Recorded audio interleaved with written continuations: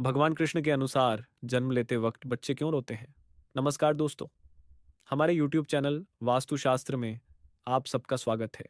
आज भी मैं आप लोगों के लिए एक बहुत ही मज़ेदार वीडियो लेकर आया हूँ।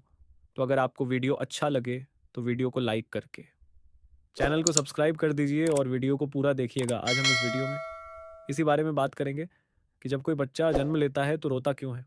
जब कोई बच्चा जन्म लेता है तो वह सबसे पहले रोता है।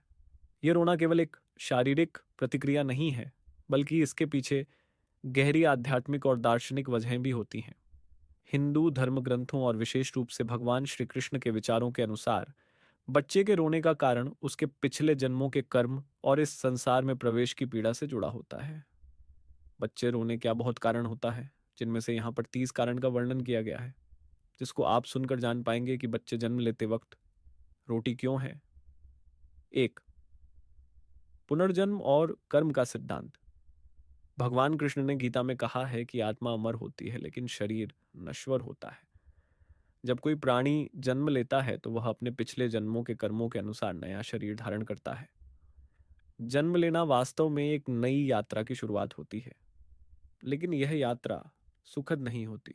आत्मा जब शरीर बदलती है तो उसे पुराने जन्म की स्मृतियां और कर्मों का भार भी मिलता है, जिससे उसे पीड़ा होती है। टू, माँ की कोख से बाहर आने की तकलीफ। भगवान कृष्ण के अनुसार जब आत्मा माँ की कोख में होती है तो वह 9 महीने तक ईश्वर का ध्यान करती है, लेकिन जैसे ही वह इस संसार में प्रवेश करती है उसे भौतिक दुनिया की कठिनाइयां महसूस होने लगती हैं। जन्म की प्रक्रिया इटसेल्फ एक संघर्ष है और बच्चा रोकर इस पीड़ा को व्यक्त करता है। थ्री, स्वर्ग से पृथ्वी पर आगमन का दुहुक शास्त्रों में कहा गया है कि जब आत्मा मनुष्य के रूप में जन्म लेती है तो वह ईश्वर के करीब से इस माया के संसार में आ जाती है।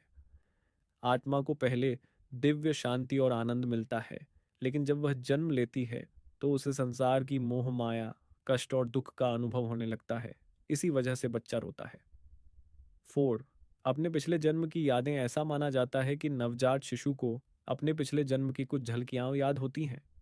उसे यह भी एहसास होता है कि वह अब एक नई यात्रा पर है, जहां उसे अपने पुराने कर्मों का फल भोगना पड़ेगा। ये बोझ भी बच्चे के रोने का कारण हो सकता है। 5, सांसारिक बंधनों का प्रारंभ। भगवान कृष्ण के अनुसार यह संसार एक बंधन है।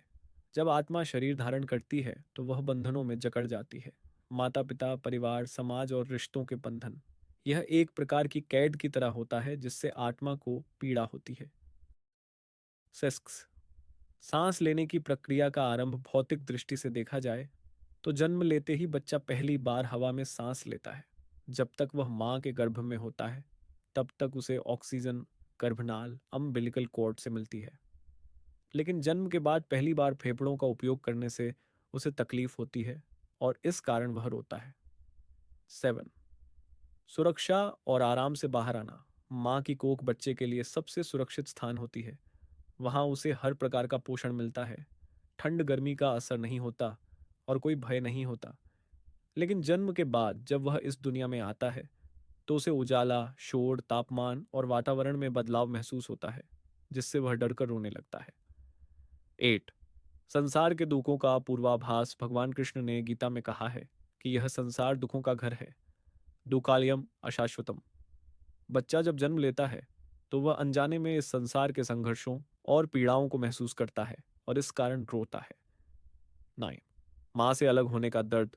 गर्भ में बच्चा माँ के साथ एक अनोखे बंधन में बंधा होता है, लेकिन जन्म लेने के बाद वह माँ से अलग हो जाता है और यह बदलाव उसके लिए भावनात्मक और शारीरिक रूप से कठिन होता है। 10, आत्मा का नया शरीर स्वीकार करना। भगवान कृष्ण कहते हैं कि आत्मा पुराना शरीर छोड़कर नया शरीर धारण करती है, लेकिन यह बदलाव सहज नहीं होता। नया शरीर आत्मा को स्वीकार नहीं होता और इस परिवर्तन की असहजता के कारण बच्चा रोता है।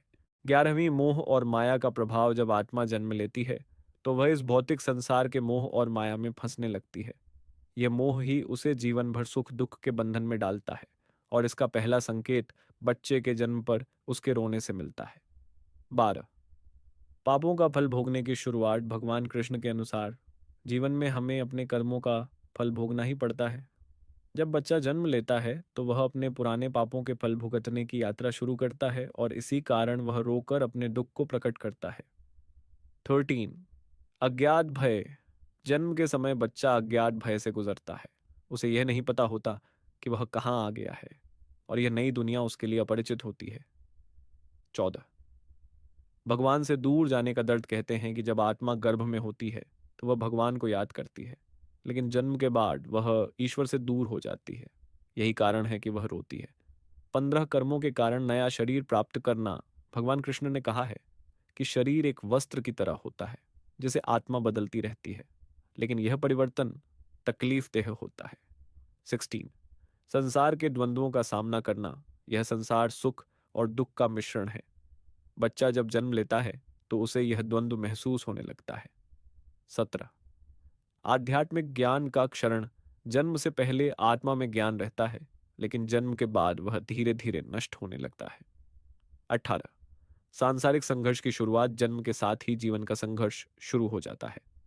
19, सुख और दुख की यात्रा। जीवन सुख और दुख का मेल है और इसकी शुरुआत जन्म के समय होती है।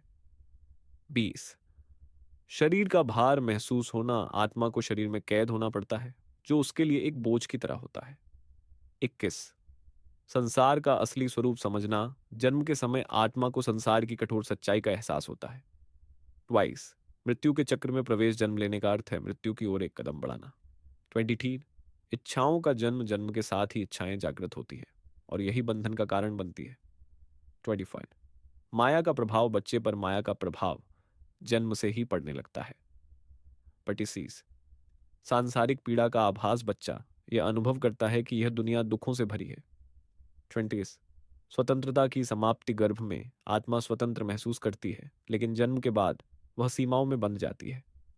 27, नया जीवन, नए कष्ट। हर जन्म एक नई यात्रा होती है जो संघर्षों से भरी होती है। 28, आध्यात्मिक ज्ञान का विलुप्त होना। बच्चे को धीरे धीरे अपने पिछले ज्ञान की याद नहीं रहती। 29, सांसारिक मोह में प्रवेश। बच्चा रोकर यह संकेत देता है कि वह माया में प्रवेश कर चुका है। 30, भगवान की याद का लोप। जन्म के समय आत्मा को भगवान की याद रहती है, लेकिन धीरे धीरे वह भूल जाती है।